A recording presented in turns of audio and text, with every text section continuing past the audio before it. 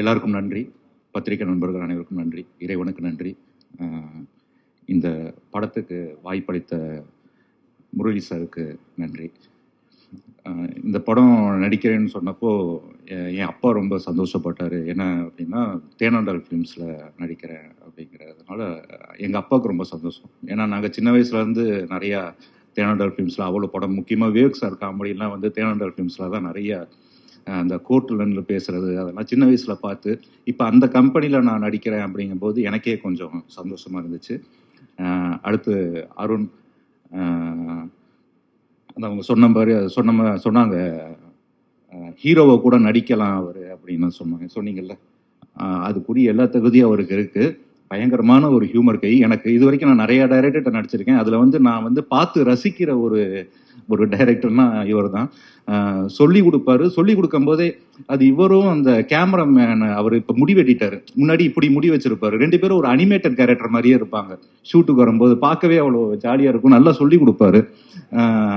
நல்ல ரைட்டர், ஹியூமராக இருக்கட்டும், எல்லாமே ஒரு நல்ல ஒரு சென்சிபிளாக எழுதக்கூடிய ஒரு ரைட்டர்.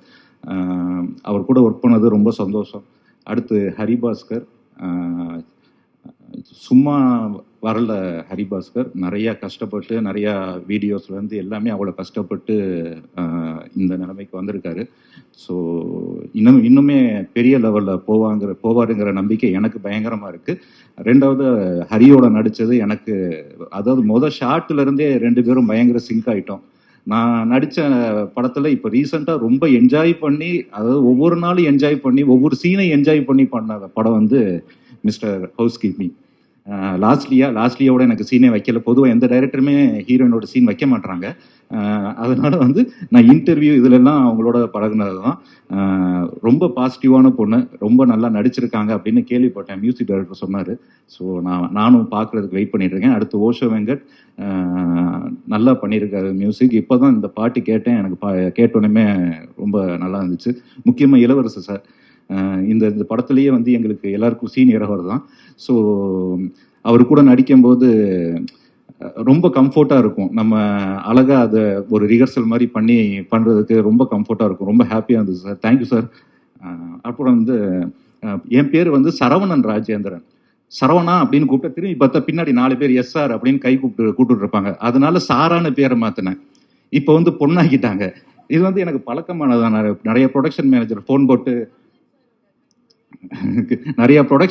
ஃபோன் போட்டு சாரா மேடம் கிளம்பிட்டாங்களா அப்படிம்பாங்க. இல்லை மேடம் குளிச்சுக்கிட்டு இருக்காங்க, அப்புறம் கால் பண்ணுங்கன்னு வச்சிருவேன். ஸோ இது மாதிரி நிறைய நடந்திருக்கு. அதனால தான் நானே அண்டர்ஸ்டாண்ட் பண்ணிட்டு வந்துட்டேன், நான் தான் சாரா அப்படின்னு சொல்லிட்டு. இந்த படம் வந்து எல்லாருமே, அதாவது குழந்தைகள் இருந்து எல்லாருக்குமே பிடிக்கும். இப்போ நம்ம எல்லா இன்டர்வியூ நான் தான் சொன்னேன், வாழ்க்கையில் அவனுக்கு 1008 பிரச்சனை இருக்கு. அந்த பிரச்சனையில நம்ம படத்துக்கு போய் உட்காரும் போது அந்த படமே பெரிய பிரச்சனையா இருந்தால் அப்புறம் நமக்கு ரொம்ப பெரிய பிரச்சனையா மாறிடும். அதனால நம்ம அந்த படத்துக்கு போகும்போது ஒரு 2 மணி நேரம் அந்த படம் நம்மளை சந்தோஷப்படுத்தணும். இந்த படம் உங்க எல்லாரையுமே கண்டிப்பா சந்தோஷப்படுத்தும். வெளியில வரும்போது ஒரு ஃபீல் குட்டான படத்தை பார்த்துட்டு வர திருப்தி எல்லாருக்குமே கிடைக்கும். ஸோ தைரியமா எல்லாரும் டிக்கெட் செலவு பண்ணி தியேட்டர்ல போய் படத்தை பார்க்கலாம். Thank you so much.